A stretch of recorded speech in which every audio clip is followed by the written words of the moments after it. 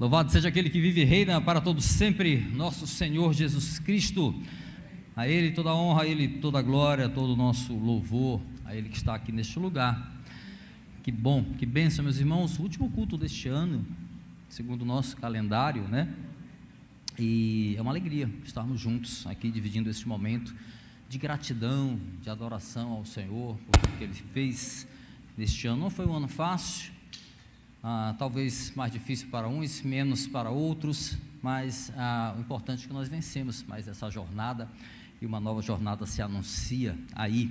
Vamos ver o que o texto bíblico tem para nos dizer hoje, neste último culto. Abra a tua Bíblia, por gentileza, livro de Salmos, Salmo de número 40, enquanto você procura, dá as boas-vindas, os irmãos que estão nos visitando, os visitantes que estão a primeira vez aqui na base, sejam bem-vindos, sintam-se abraçados, acarinhados, sintam-se em casa, fiquem bem, que bom que você está aqui, os irmãos da igreja, que bom estarmos juntos, sejam bem-vindos, os irmãos que nos acompanham pela internet, tem muitos irmãos também já em viagem, né, aproveitando o descanso das férias, louvamos a Deus por isso também, pela oportunidade que temos também de descansar. Que bênção. A gente sente falta quando os irmãos viajam, mas né, é importante também que os irmãos descansem, tenham esse momento também de lazer e de descanso. Muito bem, meus queridos, como vocês sabem, viemos de uma série de mensagens maravilhosas no mês de dezembro, Advento em Isaías, onde falamos aqueles textos proféticos do profeta messiânico sobre a vinda de Jesus. Pregamos essa mesma série aqui, e os textos, né? E também lá na base Renascença, e tenho certeza que foram momentos de muita bênção, que nos abençoaram bastante, tanto aqui quanto lá. E no nosso culto de Natal pregamos o último texto, né? Isaías 53, e agora temos um tema fora de uma série, mas dentro da série bíblica, né? Tudo que pregamos dentro da igreja, dentro daqui da base, são sermões de uma série escriturística, com base nas escrituras do nosso Senhor Jesus Cristo. Então,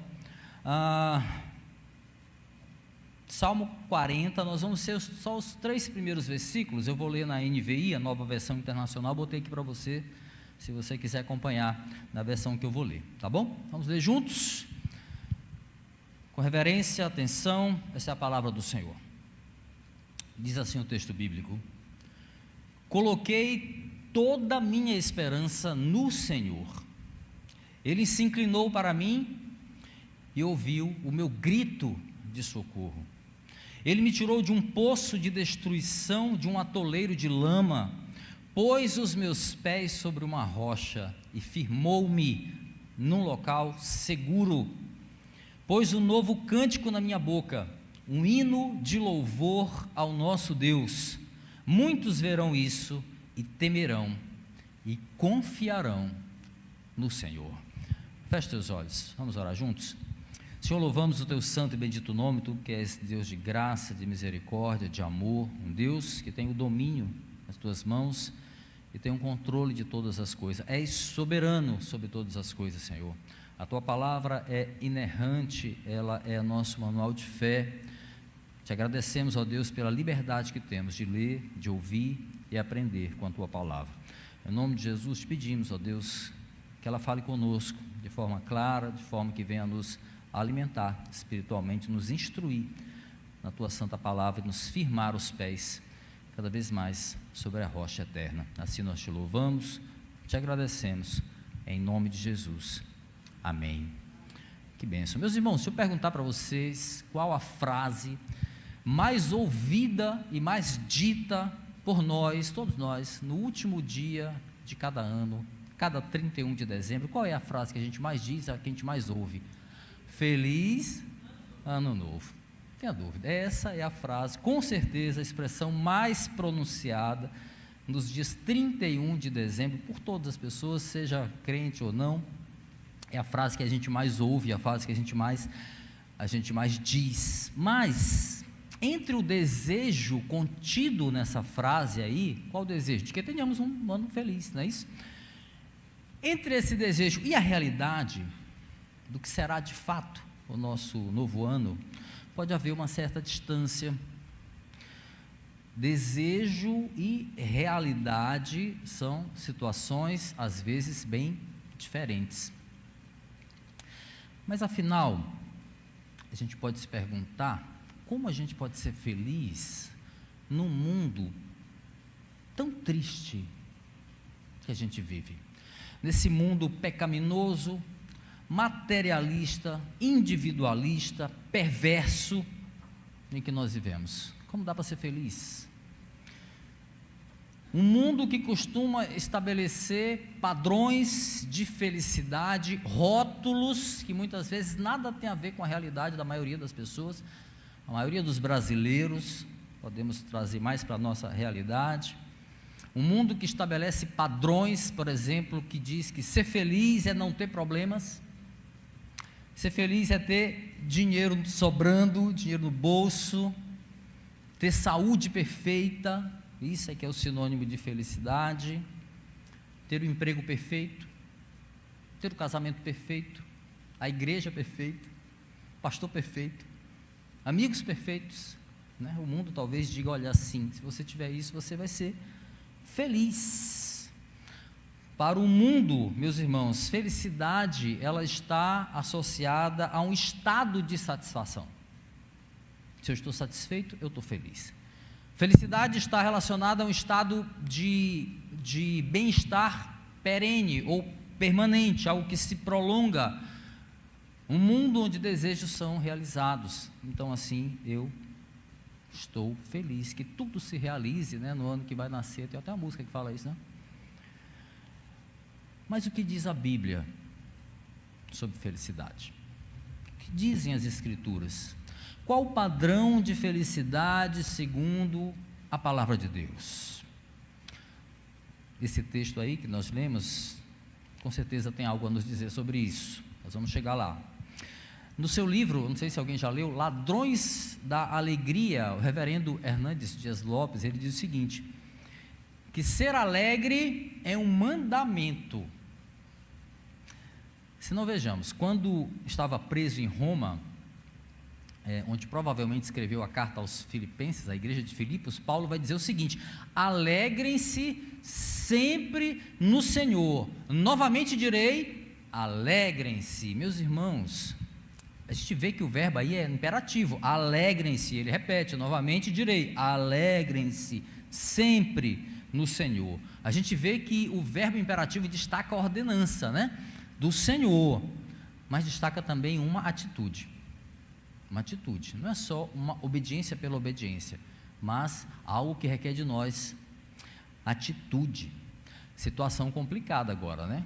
Quer dizer então, pastor, que se eu estiver triste, eu estou desobedecendo a Deus? Estou desobedecendo o mandamento? Calma aí, até o fim do sermão aqui, eu garanto, que nós teremos uma visão mais límpida sobre felicidade e como alcançá-la neste mundo tão triste que nós vivemos. Sob essa perspectiva, meus irmãos, à luz aqui do nosso texto de hoje, nós vamos buscar preceitos bíblicos para ter um feliz ano novo, de fato, mas tendo como base a experiência de Davi, que é o autor deste Salmo 40. A gente vai ver que o salmista, ele teve a sua rota de vida transformada pelo Senhor. É a partir de uma ação da parte de Deus que Davi experimenta então a verdadeira felicidade. Meus queridos, às vezes é só isso que nos falta para que a gente possa viver uma experiência real de felicidade. Ter a rota da nossa vida modificada por Deus. Um ponto importante aqui, tá? Importante. Mudar de rota aqui, eu estou falando não mudar de rota segundo os padrões de felicidade que o mundo nos oferece. Eu não estou falando de uma mudança de rota segundo os meus padrões de felicidade. É muito diferente. Estou falando quando nós mudamos a rota para um caminho traçado por Deus. Então, quando eu digo assim, que basta uma mudança de rota para a gente entender o que é felicidade, entenda, desde que essa mudança tenha sido feita pelo próprio Deus. É Deus que mudou a rota, é o que nós vamos ver nesse texto aqui. O texto vai nos falar sobre isso essa noite. Nosso tema central, meus queridos, inspirado aí nesse contexto, onde felicidade pode ser uma questão de consciência, tem razão nessa história. O nosso tema é esse aí, como ser feliz em um mundo tão triste. Como ponto de partida, meus queridos, é importante que a gente tenha em mente algo que é crucial, precisa ficar na nossa mente aí, guarda aí, na tua mente e no teu coração. À luz da Bíblia, felicidade não se limita a um estado momentâneo de satisfação, mas a uma pessoa. Vou repetir, à luz da Bíblia, felicidade não se limita a um estado momentâneo de satisfação, de contentamento. Felicidade se limita, à luz da Bíblia, a uma pessoa. Vamos detalhar melhor esse fundamento ao longo aqui da nossa exposição. Sobre o contexto aqui que Davi escreveu esse Salmo 40, nós não podemos afirmar com absoluta certeza qual foi a situação que levou o salmista ao poço de destruição, como ele fala, né? Um atoleiro de lama, que ele se refere aí no versículo 2, deixa a tua Bíblia aberta aí no Salmo 40, tá? Por gentileza, para você dar uma conferida de vez em quando. Contudo, embora a gente não possa definir exatamente qual foi o contexto ali, estudiosos, a maioria dos que eu consultei, eles concordam em afirmar que se trata de um momento específico da história de Davi, em que ele decide, por ele mesmo, fugir para terras filisteias, temendo que o rei Saul o matasse. A gente vai daqui a pouco dar uma olhada nesse texto. O fato é que a escolha de Davi de fugir em determinado momento da história levou o salmista para um lugar errado. A sua decisão de fugir levou para uma terra hostil, para uma posição de submissão perante um povo inimigo.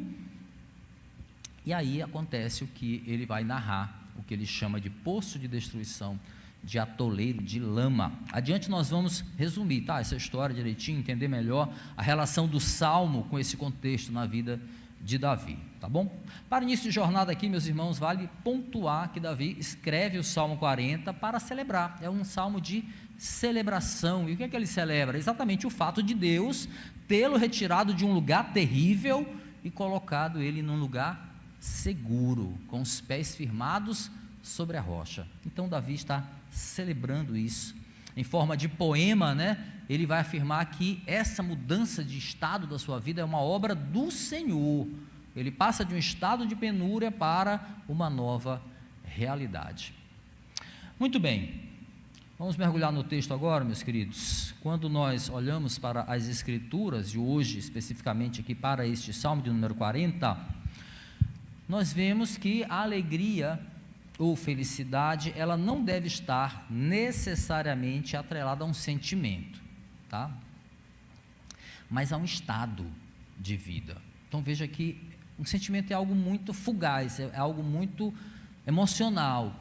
A alegria, à luz das Escrituras e olhando para esse salmo, está relacionada a um estado de vida, e esse estado especificamente se refere a um nível de consciência muito claro. Eu gosto muito quando as Escrituras atrelam a nossa fé à razão, porque parece muito mais palpável, muito mais simples até mesmo de compreender. Então entenda que quando a gente olha para as Escrituras, a alegria ou a felicidade não está resumida a um sentimento, mas a um estado de vida, e um estado relacionado à consciência. Consciência de quê, pastor? Consciência do agir de Deus em nossa vida. É sobre isso que se trata a felicidade à luz da Bíblia, sobre o que Deus faz, sobre o que Deus fez e sobre o que Deus fará na nossa vida. Olhando para o texto agora, meus queridos, nós vemos Davi mencionando aqui esse estado de vida, né? Qual era o estado de vida que ele classifica aqui? Ele classifica como um poço de destruição, era onde ele estava, um atoleiro de lama. Ele falava de uma situação não apenas de insegurança, de incerteza, de hostilidade, mas também uma situação de tristeza, de choro, de pranto. Então, no versículo 1 aqui, nós vamos extrair o primeiro princípio de como ser feliz em um mundo tão triste. Nós precisamos saber esperar no Senhor. Olha o que diz o versículo 1, acompanhando a tua Bíblia. Diz assim: coloquei toda a minha esperança no Senhor. Ele se inclinou para mim e ouviu o meu grito de socorro. Olha para a tua Bíblia, que talvez a versão diga assim: esperei com paciência no Senhor, e Ele se inclinou para ouvir o meu clamor. Esperar com paciência, né? Davi inicia aqui esse salmo com palavras de quem se alegra, né? De quem se regozija de ter esperado com paciência, de ter esperado no Senhor. E a gente vê que não é uma espera qualquer, não é uma espera comum. Ele espera pacientemente, ele espera como alguém que tem paciência, que tem confiança. Muitas pessoas diriam que o maior problema da espera é a demora, né? Está demorando, isso é que é o maior problema. Não, eu prefiro dizer, olhando para a Bíblia, que o maior problema da espera não é o tempo, é a impaciência.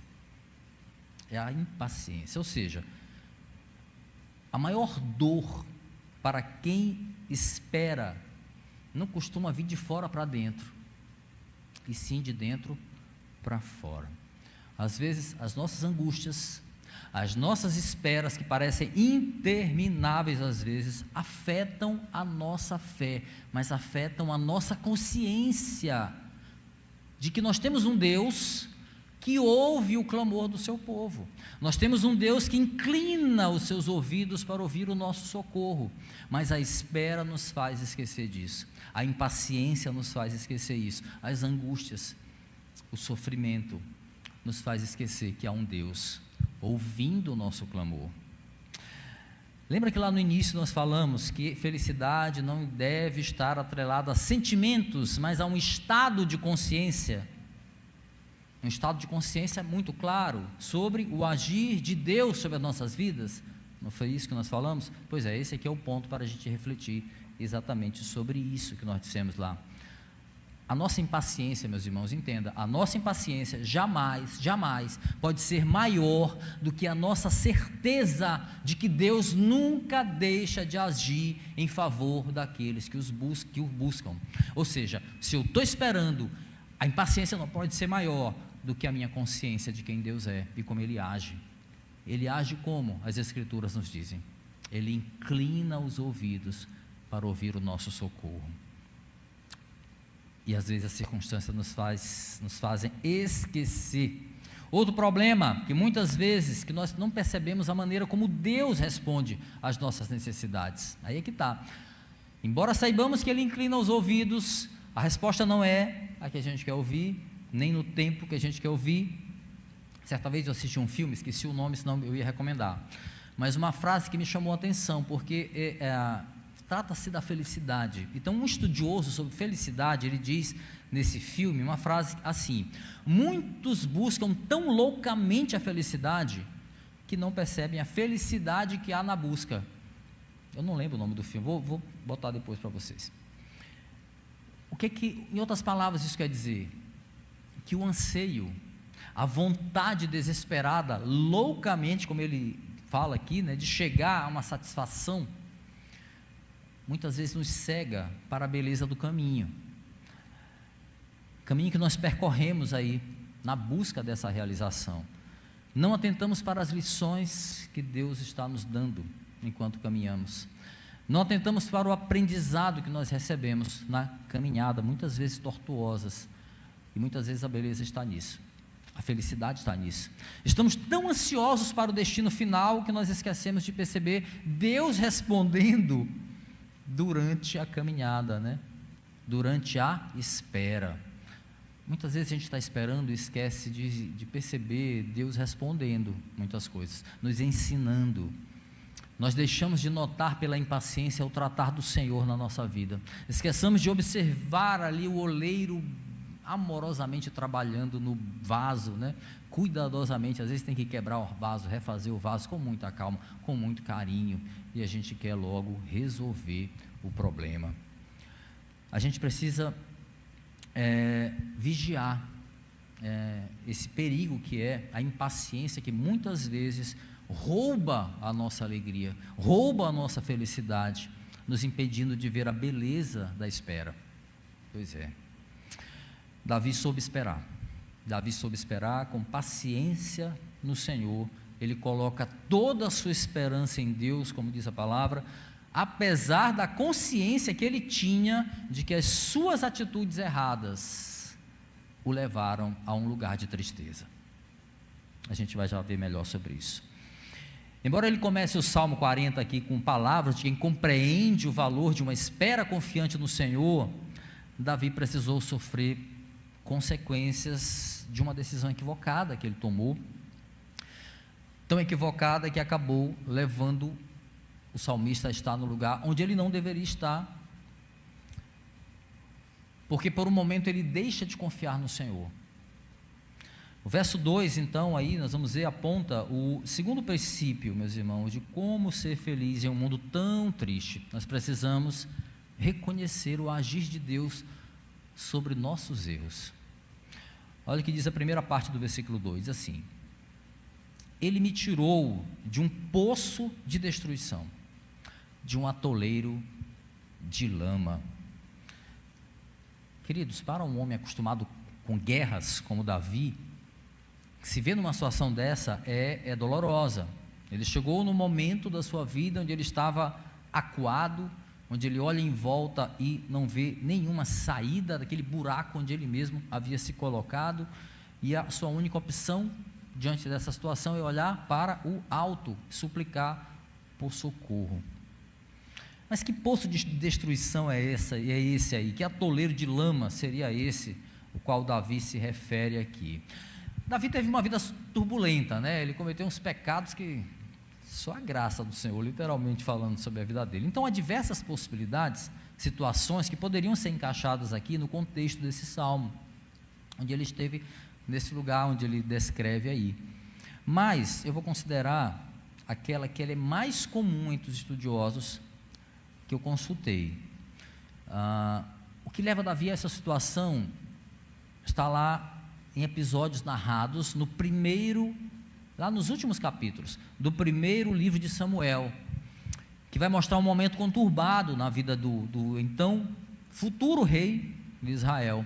Davi estava se sentindo acuado, perseguido por Saul, que desejava matá-lo para evitar que ele fosse rei. E o texto, só escuta, está em 1 Samuel, capítulo 27, versículo 1, diz assim: Davi, contudo, pensou,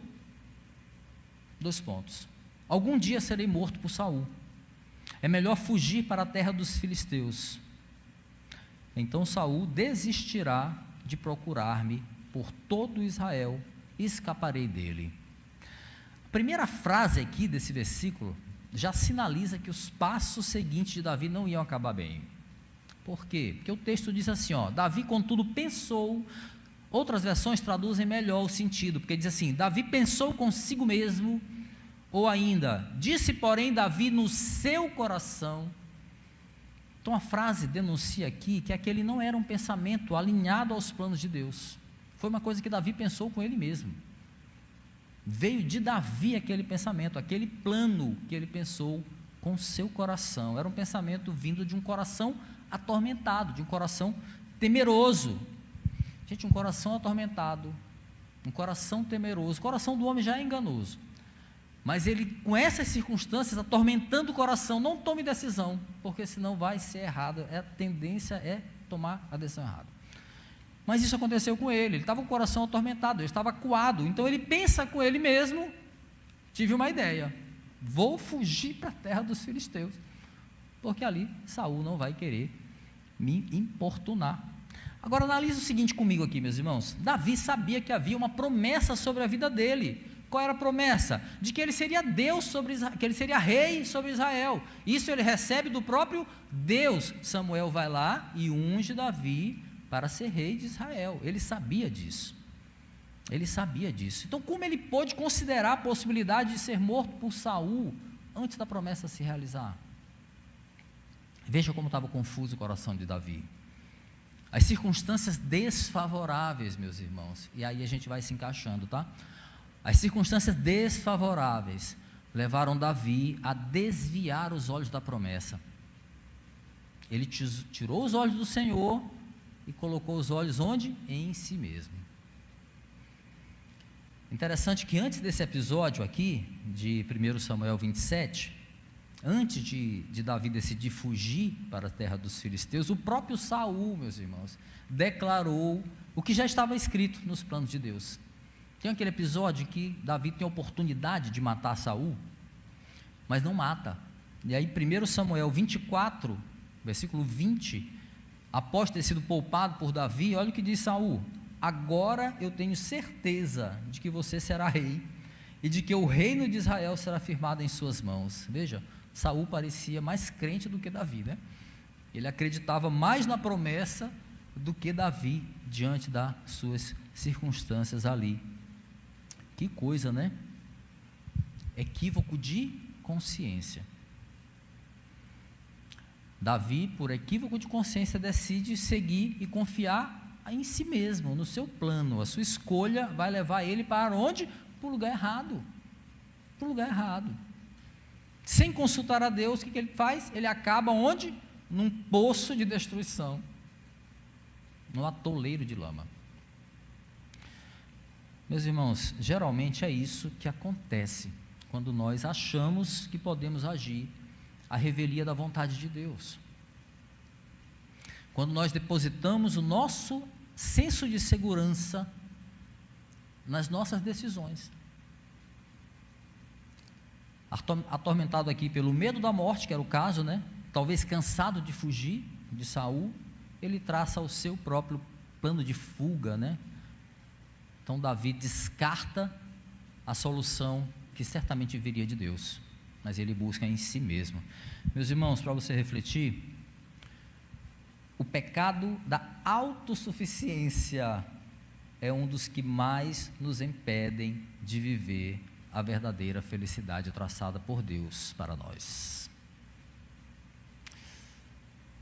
O mundo, meus queridos, vai sempre nos oferecer de bandeja caminhos que nos afastam da vontade de Deus. É o papel do mundo. Mas a gente tem que estar atento que o caminho do Senhor, ele é um só. É o caminho. Não existe dois rumos. Não existem atalhos. Não existe lamaçal, também não existe poços de destruição. Mas muitas vezes existe espera. Espera existe. Nossos inimigos espirituais, você já sabe quais são, né? A carne, o mundo, o diabo, eles tentam o tempo todo nos convencer que a espera pode ser longa demais. E mais, no final dessa espera, pode nem ser aquilo que nós desejamos. Os inimigos, eles são bons nisso. Você está esperando demais. Olha, você vai esperar esse tempo todo, não hora nem aquilo que você quer. E pode não ser mesmo. Desculpa pela verdade bíblica que eu estou te dizendo. Pode ser que o que você está esperando no final não seja aquilo que você quer. Meus irmãos, depositar a nossa esperança no Senhor, a nossa confiança no Senhor, esperar com paciência nele, é ter a certeza de que a vontade dele é perfeita para nós. Se é o que nós esperamos ou não, não vale para aqueles que confiam no Senhor. Ou eu confio, ou eu não confio. Eu posso confiar em mim mesmo, como fez Davi, e ir para o mesmo lugar que ele foi. Apesar de ter desviado seu foco de Deus, Davi iria ver a bondade, iria ver a misericórdia de Deus sobre ele, meus irmãos. O salmista, ele diz que o Senhor ouviu o seu grito de socorro, aleluia, e tira ele daquele poço de destruição que ele se encontrava, para onde? Para um lugar seguro, para firmar os seus pés sobre a rocha. À luz do Salmo, meus irmãos, então temos aqui o terceiro princípio de como ser feliz em um mundo triste, tão triste. Nós precisamos saber reconhecer o lugar seguro. Olha o que diz a segunda parte aí do versículo 2 pôs os meus pés sobre uma rocha, firmou-me num lugar seguro.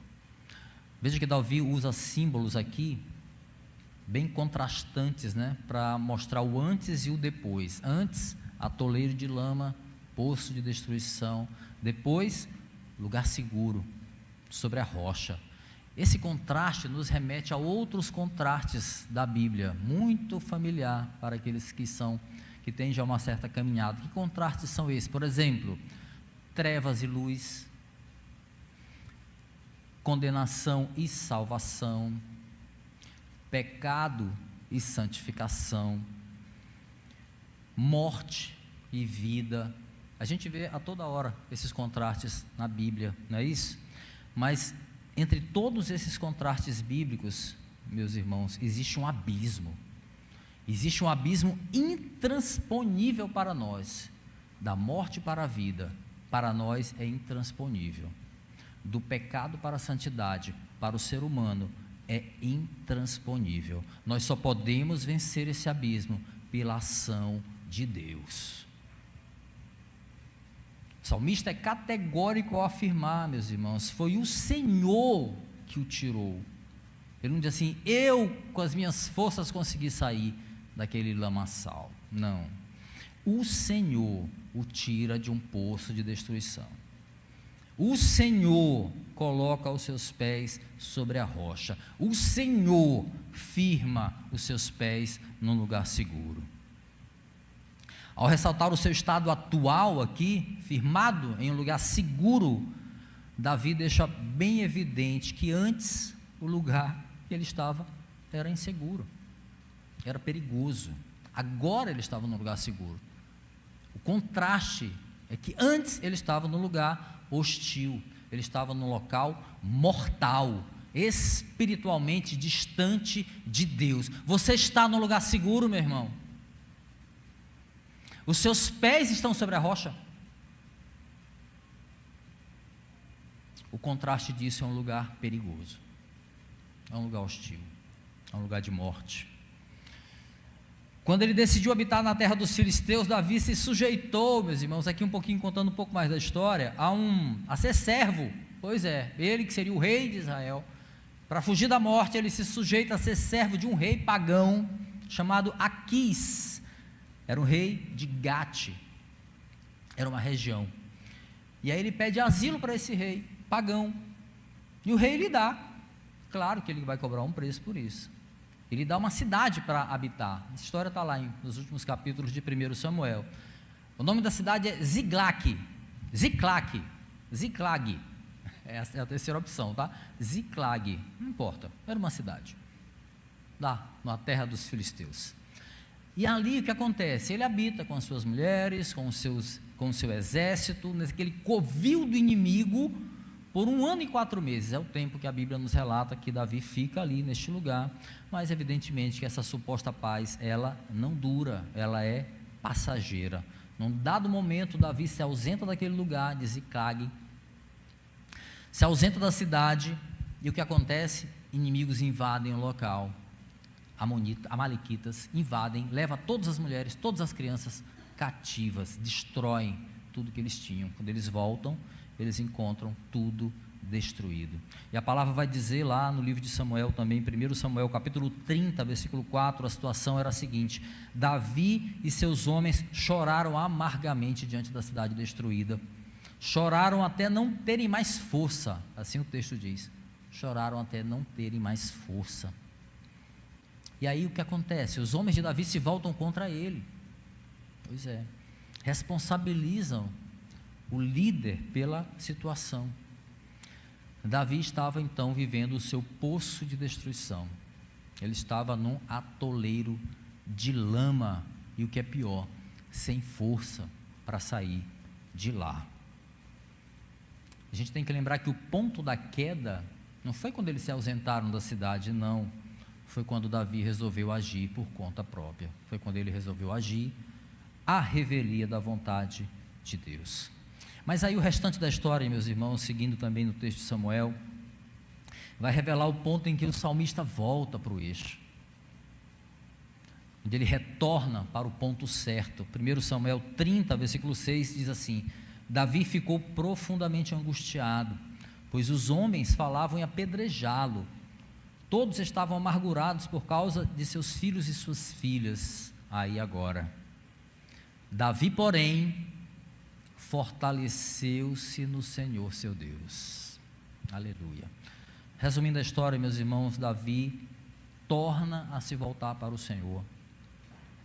Ele derrota os inimigos, os amalequitas, ele resgata as mulheres e crianças que haviam sido levadas cativas. Deus tira Davi de um atoleiro de lama, firma os seus pés em um lugar seguro sobre a rocha. Então veja que o outrora autossuficiente Davi agora consegue enxergar que não há lugar seguro longe da vontade do Senhor. Vou repetir: não há lugar seguro longe da vontade do Senhor, ainda mais nesse mundo triste que nós vivemos. Meus irmãos, a vitória sobre o inimigo, que pode parecer ali o troféu, não é o lugar seguro no qual o salmista está se referindo aqui. O texto de 1 Samuel 36 que vai dizer qual é o lugar seguro. Davi fortaleceu-se no Senhor. O Senhor é o lugar seguro. Ele mesmo é a rocha. Aleluia.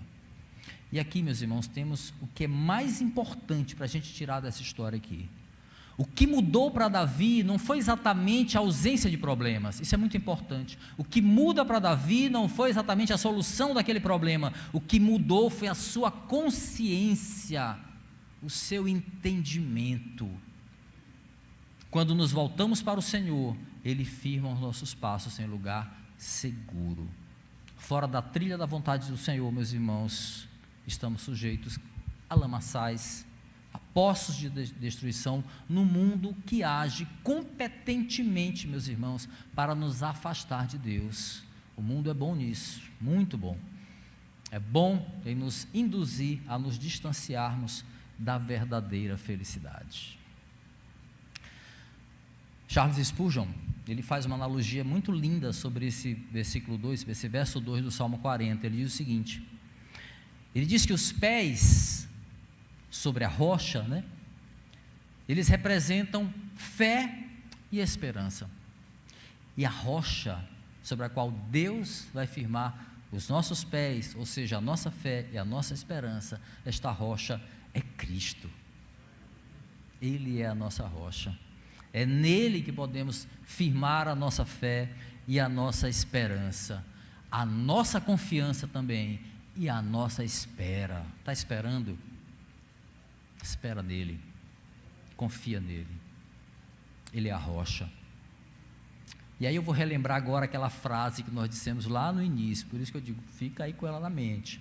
A felicidade não se limita a um estado momentâneo de satisfação, mas a uma pessoa. Essa pessoa é Jesus Cristo, o nosso Salvador, a fonte da nossa alegria. Aleluia.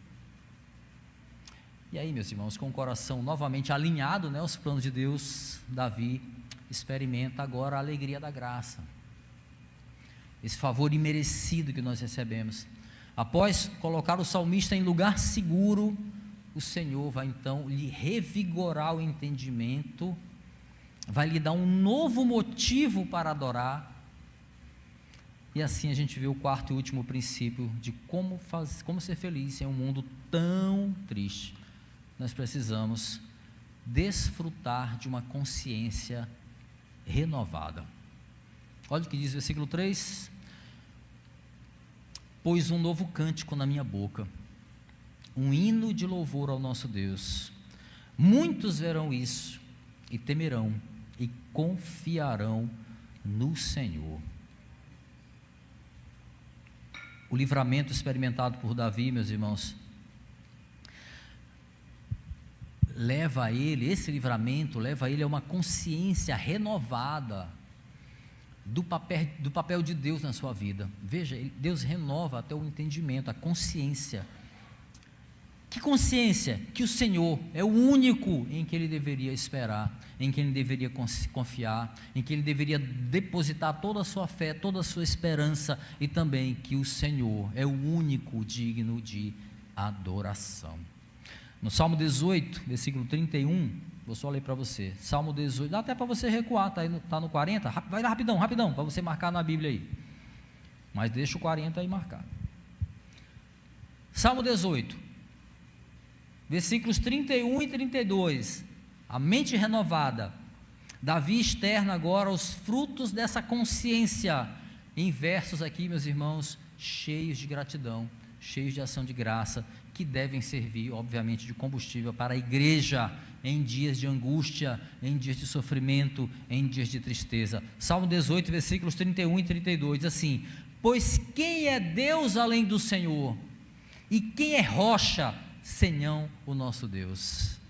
Ele é o Deus que me reveste de força e torna perfeito o meu caminho. Aleluia. É Ele que faz. O engano da autossuficiência, meus irmãos, o pecado, o ambiente em que ele se encontrava ali, sujeitado ao inimigo e não a Deus, afetou o entendimento de Davi e calou a sua adoração. Logo ele, né? Ele estava com a visão encoberta, como muitas vezes nos sentimos também diante das circunstâncias.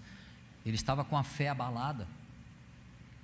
Então, provavelmente ele considerou não ter razões para adorar a Deus. Meus irmãos, reflete aí, ó. A nossa adoração a Deus, ela não pode estar atrelada às circunstâncias. Nunca. Se somos adoradores de ocasião, ou seja, somente quando estamos bem, ou quando nos convém, existe um problema para ser resolvido em nossa consciência cristã. Depois você reflete com mais calma. Consciência renovada de Davi aqui, meus irmãos, deu a ele a convicção de que só o Senhor é digno de ser louvado. Aleluia. O salmista se vê agora motivado, né, a adorar, certo de que o Senhor ouve o clamor daqueles que gritam por socorro como ele, e que felizes são aqueles que confiam e que esperam no Senhor. Aleluia. Ele diz: muitos verão isso e temerão e confiarão no Senhor. Aleluia. Meus irmãos, quando nós louvamos a Deus pelo que Ele fez, pelo que Ele faz, pelo que Ele fará, nós estamos compartilhando com outras pessoas as maravilhas do Senhor. Muitos verão isso e temerão. Quando nós louvamos, compartilhamos com o mundo o que o Senhor fez sobre nossas vidas, as maravilhas do Senhor. Quando o Salmo 22, versículo 3, diz que Deus habita em meio aos louvores de Israel, né? Por que o salmista diz isso? Porque as canções que adoram ao Senhor, elas refletem o cuidado de Deus, refletem o zelo do Senhor pelo seu povo. Por isso Ele habita em meio aos louvores. Por isso cânticos que exaltam ao homem, ou qualquer outra coisa que não seja Deus, nunca serão louvores a Deus. São músicas, são canções, mas louvores não. Às vezes, vamos louvar uma música aqui. Aí diz que você é o espelho, que você é bênção do Senhor, que você blá blá blá blá blá blá blá blá. Isso é louvor? Não, isso é uma música. Isso é uma música.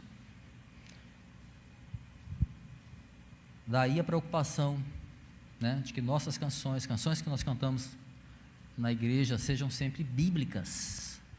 Quando nós louvamos cânticos ao Senhor, eles devem proferir as mensagens que estão centradas nas Escrituras, no Evangelho da salvação, em Cristo, em Deus, Pai, Filho, Espírito Santo.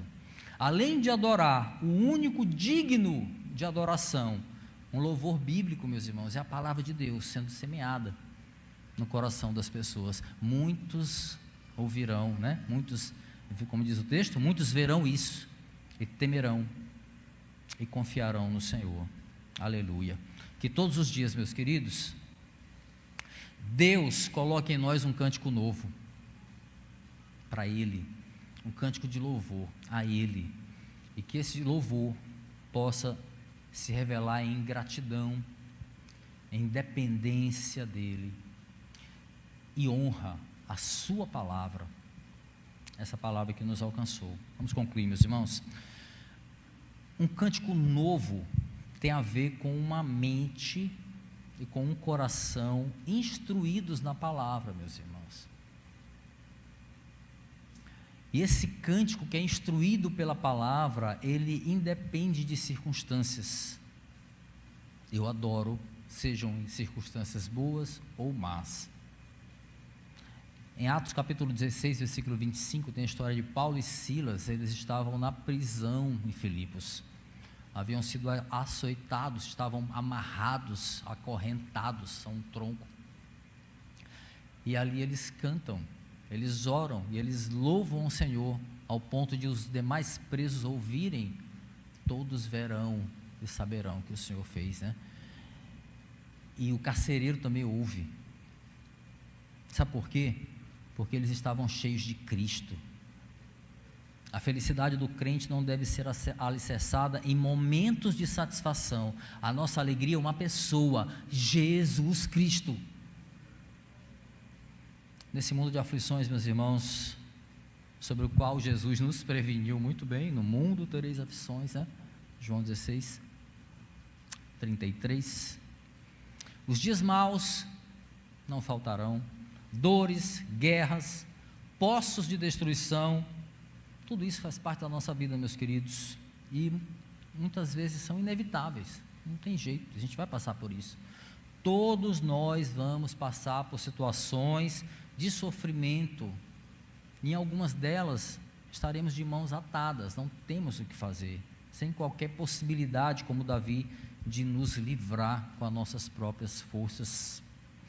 Contudo, por tudo que nós vimos aqui nos 3 primeiros versos deste Salmo, de número 40, nós podemos concluir que Davi foi um homem que experimentou a grandeza da bondade de Deus de uma forma muito especial, porque foi um ato de misericórdia, um ato capaz de remodelar a sua mente, o seu coração, reposicionar a sua consciência.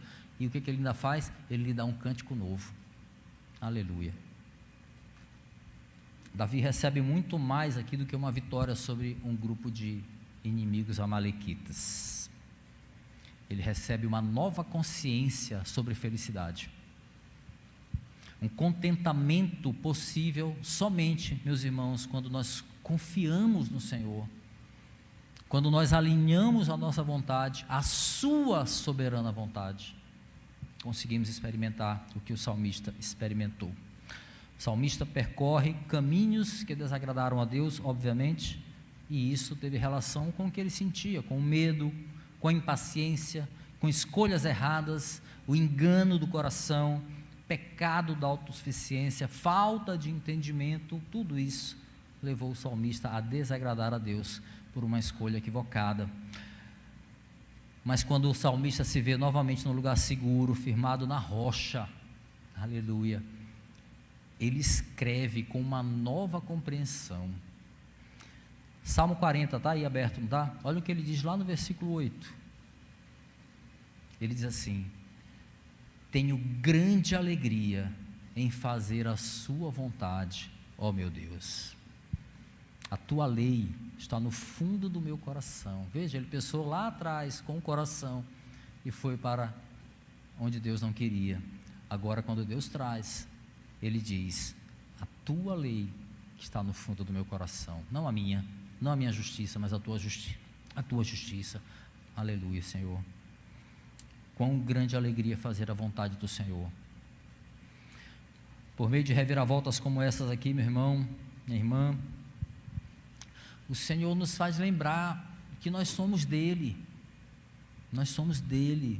mesmo quando nós fraquejamos, por conta da nossa humanidade, da nossa fraqueza, mesmo quando nós somos desobedientes, ele vai agir sobre o nosso erro, aleluia, e vai nos trazer de volta. Os escolhidos sempre serão trazidos de volta, apesar de nós Ele já nos escolheu. Apesar de nós, Ele nos amou primeiro. Aleluia. E o que Ele faz? Nos traz de volta e nos coloca onde? Sobre a rocha. A nossa rocha e nossa alegria é Cristo. Então, quando nós desejarmos feliz 2024, que ganhe um outro peso, né? Que seja o desejo de um novo ano cheio de Cristo em nossos corações, aleluia, em nossa mente também, cheio de Cristo, nossas atitudes cheias de Cristo, aleluia. Alegrem-se sempre no Senhor, novamente direi, alegrem-se. Filipenses capítulo 4, versículo 4, meus irmãos, que esse seja um mandamento que nos acompanhe hoje e em todo o ano que vai chegar, amém. Vamos orar, fica de pé. Louvado seja o teu nome, Senhor. Obrigado por tamanho amor, tamanha graça. Apesar de nós, todos nós, muitas vezes, Senhor, cometemos o erro de achar que as nossas decisões podem ser tomadas sem Ti. Muitas vezes o que dizemos que é a Tua vontade, na verdade é a nossa vontade. E nós vimos o que aconteceu com Davi, o que a sua decisão, consultando o seu coração, fez com a sua vida. Mas nós te louvamos, ó Deus, porque Tu és um Deus gracioso e misericordioso, que por muito amor, por muita graça, Senhor, age sobre o nosso erro, nos traz de volta para Ti e firma os nossos pés sobre a rocha, e aí nós sentimos a verdadeira felicidade. Esta felicidade tem nome, Jesus Cristo.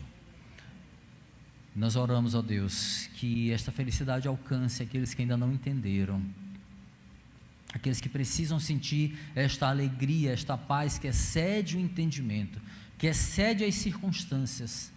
É muitas vezes uma alegria inexplicável, uma felicidade no meio da dor, como sentiram Paulo e Silas naquela prisão.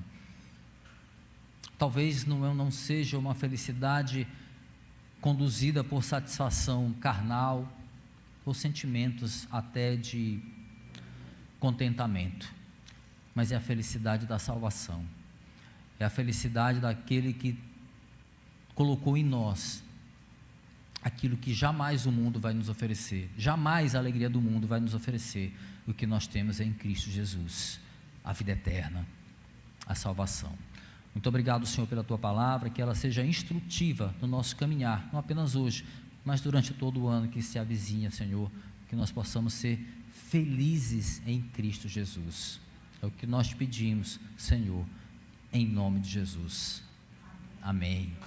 Feliz ano novo, meu irmão. Com outro entendimento.